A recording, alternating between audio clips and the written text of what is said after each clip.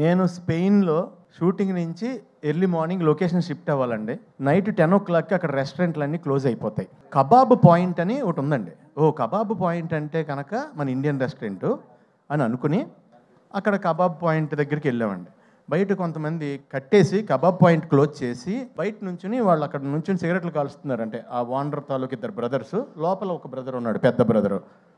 మేము వెళ్ళాం, దిగాం. ఇలా వెనకాల డైరెక్షన్ డిపార్ట్మెంట్ ఒక వెహికల్, మాది ఒక వెహికల్.